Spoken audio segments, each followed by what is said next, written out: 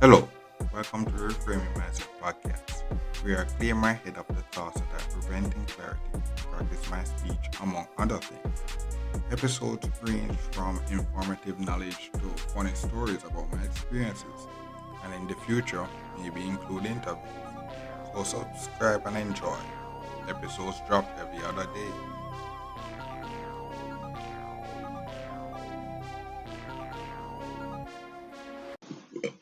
Okay, welcome back to Reframe Mindset Podcast. My name is Colin Brooks, and in this episode we're talking about things come and go, and what I mean by that is seeing the Olympics and the World Athletics stuff again is seeing athletes that have been booed and made fun of in the last Olympics come again and basically taking their crown back again and doing their thing, breaking surpassing the one that was being praised the last Olympics.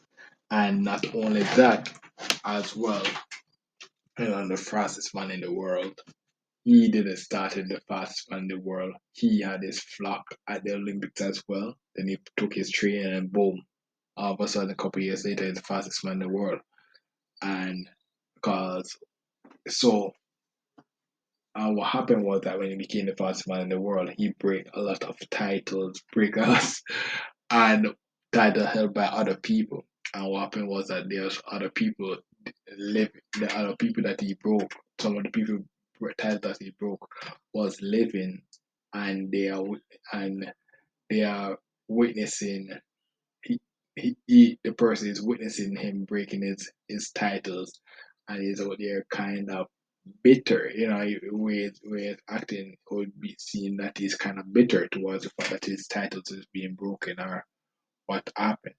So it's just one of those things where um once you go through life you realize that your your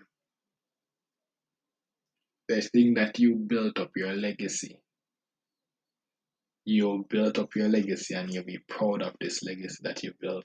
But one day, you never know if you live long enough, you'll see your legacy be surpassed. And you can be bitter about it and be like, oh my God, this person could be breaking all the things that I created. And then you try to do as much as you can to actually prevent that legacy from being breaking.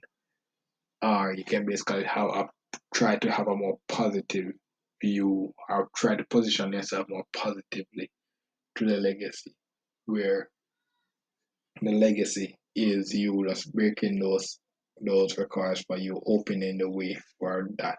For if you think about track and field and stuff, people breaking the record is for them to actually say, okay, a way to push the track forward. You know, the fastest man in the world brought his thing to track and field that make track and field more exciting. His personality plus breaking those records and stuff. So the person that whose record is being broken, he feels bad or stuff. But when you look at the perspective when he was doing it at his time breaking those records and stuff like that, geography wasn't as that popular back then. It's more popular now because he did it. So it's one of those things where same thing in the NBA where LeBron is coming and LeBron now, yeah, I've recorded the episode as well when the master one is set, but he is now the current title um number one scoring person, the person with the highest points in the whole of the NBA history now. And I witnessed, coming up, I was the hater or whatever, depending on whenever, but I witnessed him go through the different phases and he was getting a lot of, because he come out of high school being dubbed the chosen one. And when you dub the chosen one and years and coming out and then doing all these stuff, breaking all those stuff. Every single time your legacy is under a microscope. So what happened was that he came into NBA with a lot of expectation, a lot of chip off his shoulder. And what happened was that the more he started to live up to that expectation, the more people tried to tarnish his legacy and stuff. And there were people rooting for him and stuff like that. I was rooting for him against him. A lot of people rooting against him. I was the one, a person rooting against him as well. Because I had my other team as well. They're not really kind of say hated LeBron or stuff like that. It's just the fact that the team that I love was not the team that he played for. And so it was just me. And what happened was that he actually beat my team, and but our team beat his as well. It's like when he beat, so it's like one of those stuff where he's going on and building his legacy, living up to the name that was chosen for him. When he beat my team or stuff like that, the feeling is devastating. But he had to do that to build his legacy. That way I'm living witnessing today where he is the title or the most scoring person leader. And what happened was that my team that I usually cheer on, one of the things why I like the team is that their humbleness or understand was their humbleness in the sense that they don't take they don't take things seriously like that. Per we coming in, LeBron coming in and boom and beat us. They just say, okay, boom, it's a loss. We took that loss and then now we're focusing on the next season. That's how this team that I cheer for rolls. And because they roll that way, when someone like LeBron now who's building his legacy comes and do that, we can actually praise his efforts of doing that to bring the game forward while focusing on our ways to be competitive as well. Focusing on their way to be competitive well. So there's a good relationship with the fact that good relationship with being competitive when it's game time. They're competitive and don't want LeBron to win. It's not like we're out here giving him a free pass. He has to work for it. But when he work for it and he get it, we don't out here being bitter. We are applauding for the fact that boom, he did this, and we are witnessing it. We are witnessing it and such, and he's doing that to bring the game forward. And we're grateful for the fact that we actually get to see this in our lifetime. Doing that, we'll be like, okay, that's a positive positioning with positive positioning with the legacy, with your legacy. The NBA team Spurs is comfortable in their legacy because they built it from the ground up. So they're comfortable with their legacy and the culture that they built. So when someone like a LeBron come in and does our Kobe brand that is claiming and just basically beating them a couple years or so in a row in a row and building their legacy, the great dominant legacy. They're not worried by that because they had their culture and they have their legacy as well. The great Tim Duncan, the big three, Tony Parker and whatnot, they have their big three and stuff like that. They have their legacy that they can be proud of and the Spurs fans proud of. So we're good. We're some year we take a loss. We just know that okay, we just need to bounce back and depending on the time. If bounce back, the thing about sports is ever continuing, you never know. It sometimes like in this phase now, it's taking a little time for us to come back because what happened now, the big three is actually retired. So we're trying to figure out a new formula now. And eventually maybe the coach that actually changed the trajectory is actually maybe soon going away as well. So we're in this rebuilding phase again, and that's how the big three and stuff actually started to do a rebuild and a lucky pick doing that basically create a legacy that they had now, which is a more comfortable legacy. And what the coach that we have now is that he's building a more continue to create that culture and passing on to the next generation so that we can continue to be competitive. If we get the cultural foundation right, then we can pass it on and they can take it further and then we can comfortable in the fact that okay, so when we come and pass our coach's legacy, but that's not what the coach. The coach legacy is secure. He's in the Hall of Fame. His legacy is secure. Time for me, what I needed to do is done. Is done.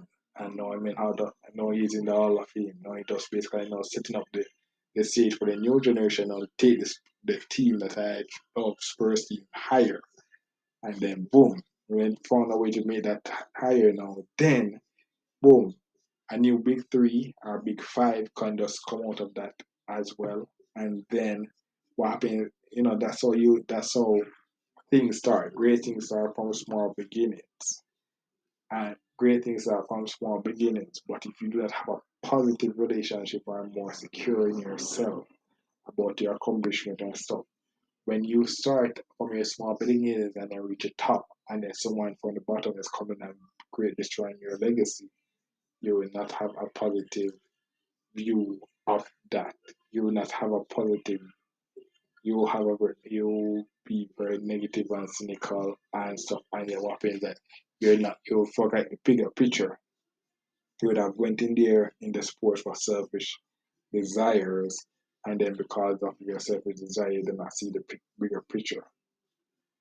And and you know, and a lifetime of bitterness can really cause a negative turn. So you have to actually see the bigger picture. Like, okay, you're creating your legacy, yes, but your legacy may be tarnished. So you have to create a legacy for yours. Do what you can create a legacy for yourself, and then to do something to push it forward.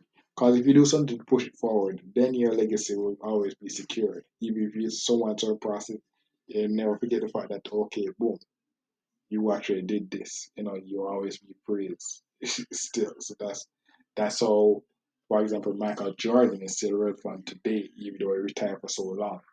His legacy, so no one has surpassed his legacy as yet, but if they do, they will never discredit his time, his era. The Michael Jordan era will always be mentioned in NBA history because he came in and changed the game and pushed it forward you know, just like how LeBron came in now and pushing it forward. That's how you have to really think about it. So that's basically it for this episode. What will your, you know, you have to be secure in your legacy, and because someone will come and surpass it. And what will you do when someone surpasses it? Will it be bitter? I don't want to be bitter. I want it to be secure in your legacy, and then you say, okay, you're doing do your part to push it forward. Do your part to push it forward, and when you do your part now to push it forward now, you do not mind when someone come and take over your legacy because you actually take the time to actually be more secure in your legacy and be okay. So understand that yeah, that legacy that they're building now was that wasn't possible. I'm building a new legacy now. Just like when Kobe left the basketball and thing finally retired, he went ahead and said, okay, I'm building a new legacy now in a new place. And that's what you have to think about it. When you left a certain career, you'll be like, okay, that's the legacy I left, so I will surpass it, but I did my part to push it forward.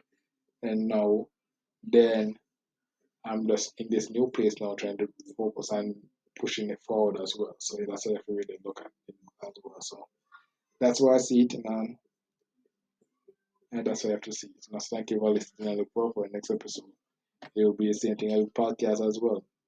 I mean, we come one of the top podcasts in the world, and then boom, all of a sudden someone took it over. But what will happen is that if I became the top podcast, it was because I actually listened to the top podcast of my time, which was Joe Rogan. So that's how I, me looking at that and being inspired. It was not really him that inspired me to start a podcast, but someone else. Surpassing that. I can't, it could be negative, all kind of negative things will start coming out. Lawsuit, all these stuff and stuff. But it's just that, it just me just doing my part to just do my part, pushing it forward, and then boom, when it's done, if I have, one thing I try to do is have a positive relationship with it to understand that, in the end, It doesn't matter, you know. In the long run, it matters to me. It's important to me. So I'm going to be somewhat angry. But understand the perspective of life, be like, okay, in the long run, you know, it won't. In the long run, it just my world. This podcast is just my world. That's the reason why I had to focus on building my world now. Is that so? It's not really important to say, okay, you know, it's building my world, and when my world is built now, I'm comfortable in my world. You know, that's basically for this episode. Thank you for listening. I look forward for our next episode. Mhm. Well, this is the end of the episode. Thanks for watching and look forward for the next episode. To support this podcast, go to anchor.fm/cssb/support or become a sponsor for this episode.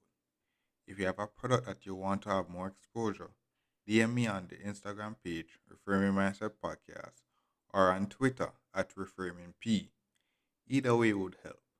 Thank you regardless for listening, and here's a preview for the next episode.